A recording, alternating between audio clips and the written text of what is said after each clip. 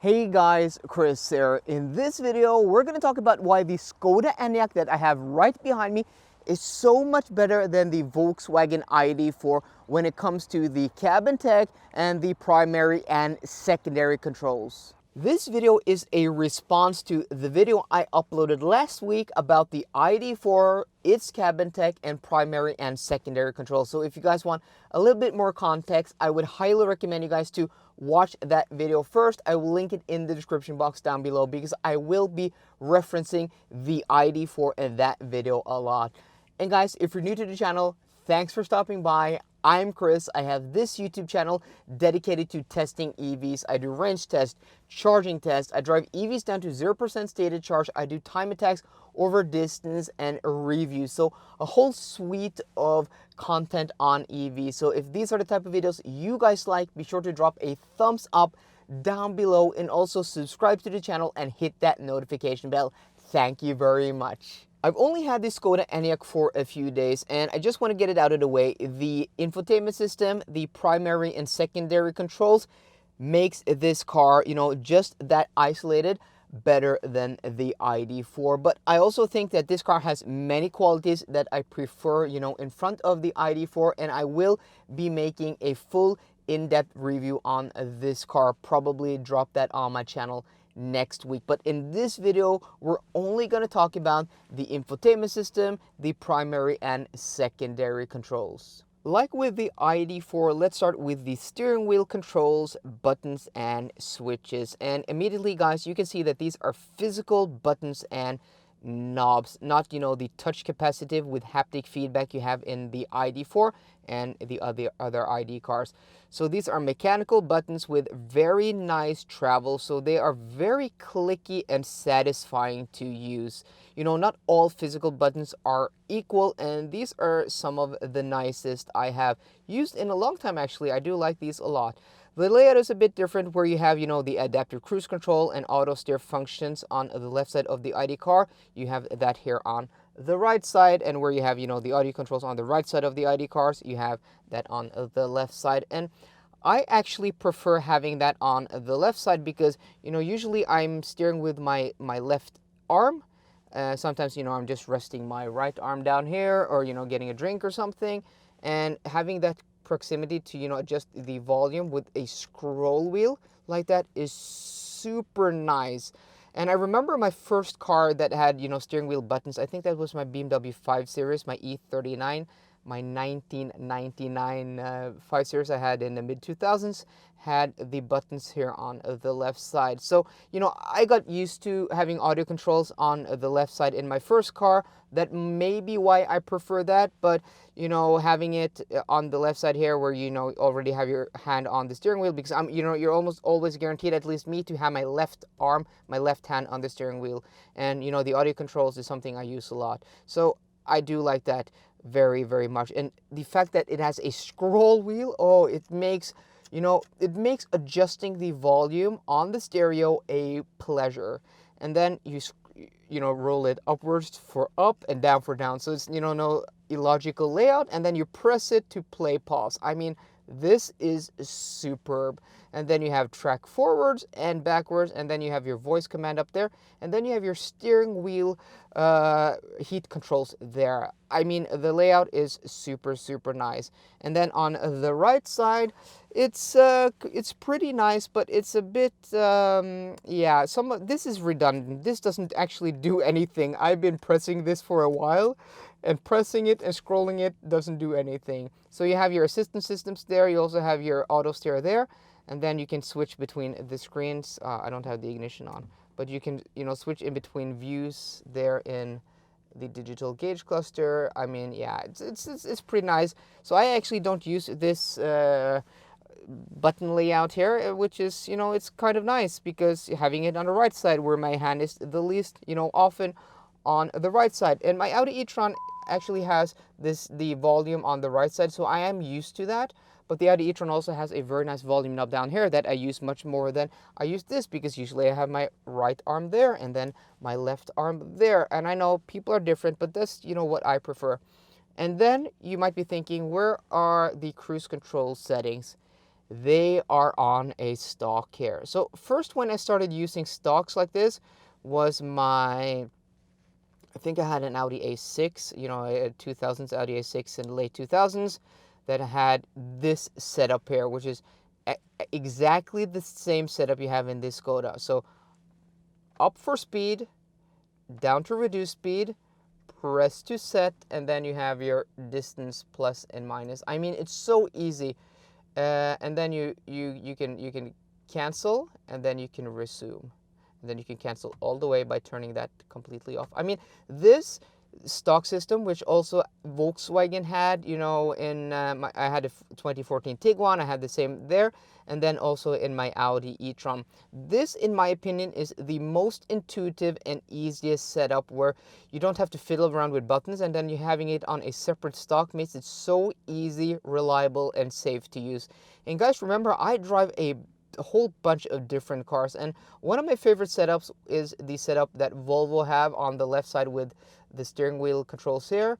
But I find the stock here, the Skoda Audi setup, much more intuitive and so easy. I'm never confused when I jump into an Audi, or in this case this Skoda. So I mean, this alone, the steering wheel controls here alone, just this without the rest of the cabin, is already better than the ID4. This would already make, because this car is the same as the ID4, it's the same platform.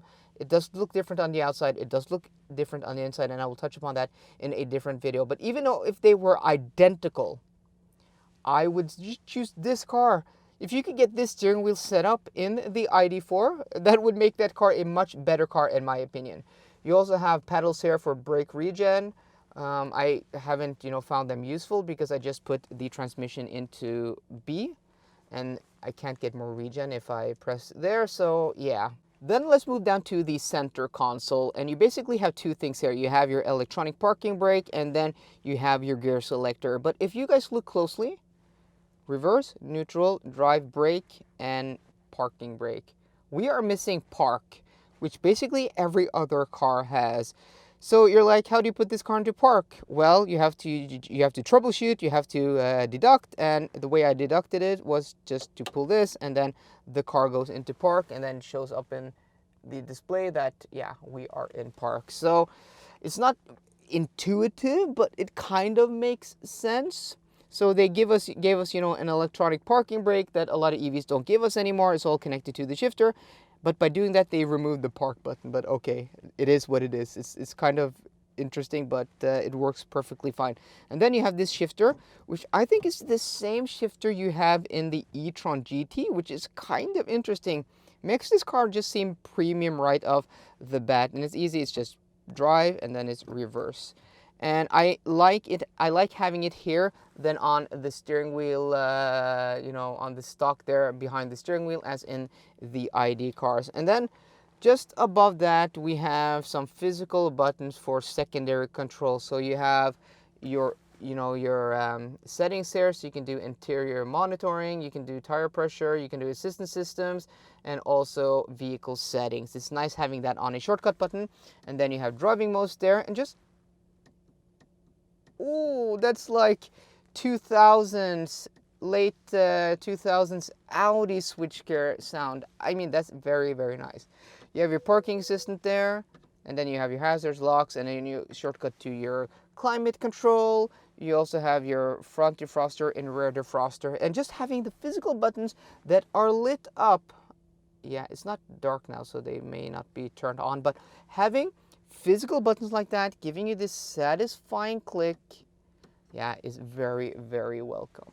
And then you have maybe the weakest point of this cabin, and also most definitely the weakest point of the ID4's cabin, and that is the infotainment system. So first off, this is 13 inches versus 11 inches in the ID4, and I actually think the screen in the ID4 is big enough, and I think this is actually a bit too big. I would prefer this to be a little bit smaller. And I know, guys, in my first video of this car I said this was 15 inches.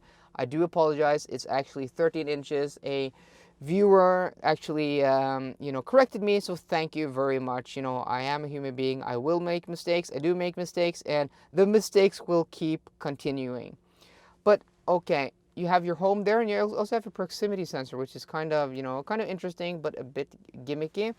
So at first, it doesn't seem that this infotainment system is much better than what you find in the ID car. But after the first half hour I used this car, it's just so much more intuitive and it's so much easier. So first off, you have your climate controls here, so you can just adjust your temperature by pressing on the screen. In the ID car, you either had a touch panel here, which was not lit at night, or you could go into a sub menu on the screen. This just allows you to adjust the temperature very, very easy. And you can also do the seat controls here. On the ID car, again, you had to go into a sub menu and like that. So what the ID cars have going for them is that the layout is very, very clean, but in my opinion too clean, because it doesn't have any shortcuts. You have the home button on the side there, which doesn't make any sense. Here you have a home that says home with a house. I mean, it can't get more clear than that. Maybe if they put it in the middle or down here, it could be even better. I would maybe want my home button there, but having it closer to the driver kind of makes sense.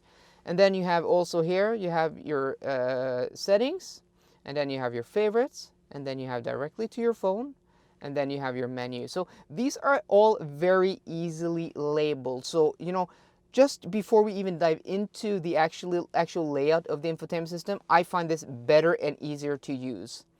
So this is the home screen you're presented with right away. And it's not the best home screen again, but compared to the ID4, it's so much better, because on these three panes up here on the right, you actually had a plus sign. And having used smartphones for almost 15 years now, we all know what a plus sign on a blank square means. That means you can customize what you want. And that was very apparent. And apparently you can also do that with the ID cars, but I didn't see that. I wasn't able to find that out after, 6 ID cars, 10,000 kilometers over 1.5 months. After half an hour in this car, I was like, oh, I can customize the screens. I mean, call me stupid, call me whatever, call me unintelligent or not understanding intuitive UIs, but the fact that I've had 6 ID cars, 10,000 kilometers over 1.5 months the past 3-4 months, and me not knowing that, and that not being apparent, yeah, I think that's up to or on the infotainment system and not me, because after half an hour in this, I was able to just set it up the way I wanted it. So yeah, so how I've set it up is that you have your navigation information here. You actually don't have your screen. I would prefer having the screen, your map here, but you actually have your destination, you have the distance, which is fine enough. Here you have your board computer, and you can also swipe here in between the different. And look guys, this isn't laggy at all. This is not lagging. Yeah, this is smoother than all the ID cars I've had together. So you have your information, your distance, your time, your average speed, and then your consumption. And then up here you have your vehicle settings, which I have always usually set to charging. And yeah, you have some lag there, just to be, to be objective here. You have some lag, but it's not anything near what you have in the ID cars. So I go back home, and then now I can jump into the charging. So I can, by one button press from my home menu, I can, see how much stated charge I have, because this car also doesn't show you the stated charge unless you're under 10% stated charge. It will show you there in the infotainment or in the gauge cluster. And this isn't much to talk about. I mean, this is the same as you have in the ID car, so I like it, though I am missing consumption and also battery percentage. Then it would be perfect. But here, I mean, this is so easy to use. And then you have your Apple CarPlay. You can just go jump into it like that, if it will boot up. Yeah. Which, okay, it took a bit time. So I mean, it is perfect. It is based on the same hardware as the ID car, so you'll have the same problems. But I mean, it's not having to use touch capacitive buttons that I don't agree with the layout. And then in the ID cars, everything combined just makes it so frustrating to use. I can live with a little bit of lag. I can live with a little bit of, menus that aren't intuitive, as long as you're primary controls work flawless, and they do that here. It's a pleasure to use. And then you have your navigation there. So you have all of these shortcuts, and you know, the navigation system in this car is a whole different ballpark, because when you go into look at this. When you go into your navigation, in every other car you're presented by a map, or you can just press a box and then you can search. Yeah, this layout here, what's up with this layout? Suggested, and then you can go into search. And look how, I mean, look how messy this keyboard is. You don't have borders that show you the actual, you know, where the buttons start and end.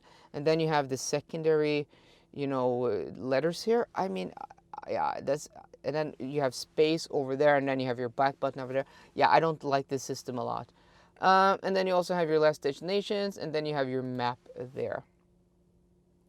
So it's not the best. It's okay. You can use Google Maps, but it is okay. I mean, it's totally fine. But I mean, this is all that's going on. This is so easy. It's so much simpler than what you have in the ID cars, because you have your shortcut buttons. And somebody commented in my ID video, but why do you have to swipe? You have everything by shortcut buttons. No, you don't have everything by shortcut buttons. And here you have 2 panes. In the ID cars, you have 3 panes. So the argument was that you could press the home button to switch in between the 2 panes. So if you don't swipe, how do you get to the 3rd pane? Yeah, you can't. You have to do the swipe gestures, but just look how smooth it is here, guys. And then you have even more shortcuts here, and you know, this is, for me, this is redundant. So already just these 2 screens are so much better than in the ID car. So yeah. Okay, so you guys can see from my demeanor, from my pitch of voice, how much I'm actually smiling, and I'm not, you know, aggravated or, yeah, frustrated, or yeah, just, you know, my blood is pumping. Reference to the ID4 video, where yeah, I get so frustrated in those cars, because I mean, nothing works good enough. And when you have some things that work good enough, you can live with other things not working perfect. But in this car, primary and secondary controls are, I mean, top notch. One of the best of any cars. And these are the things you interact with all the time. Your cruise control, your audio controls, your, you know, heated steering wheel, your drive modes, your gear selector. All of those stuff are I mean, it's like 8, 9 out of 10. Not a lot of cars do that better. And that gives me, you know, a lot of buffer to work with an infotainment system that isn't perfect. I mean, it's not close to perfect, but compared to the ID car's infotainment system, this is like the best infotainment system ever. It's so much better. And it's a pity, because I really do like the ID4. I think it is one of the best EVs on the market. And I'm just going to say it also, I think it looks much better than this car on the outside. I actually do think the ID3 and the ID4, especially the ID4 with the right wheels and right specs, looks, yeah, tasty. The interior, though, is a different topic. We're going to talk about that in another video. So, guys, let me know what you guys think of me, you know, being on the polar opposites of the ID car infotainment system, secondary and primary controls, and this car. And have you tested both of them? Let me know what you guys think. And did I miss something about the infotainment system that I didn't cover? I think I covered everything. I may have missed, you know, your information you have up top here, your clock, your outside temperature. I mean, at first it's a bit overwhelming, and it's not, you know, the simplest layout of the infotainment system, but once you get used to it, it's so functional. It's so functional. So guys, I hope you enjoyed today's video. If you did, please drop me a thumbs up down below. And for more car content, as always, guys, please subscribe. See you guys there, and goodbye. Cloudless skies in the mid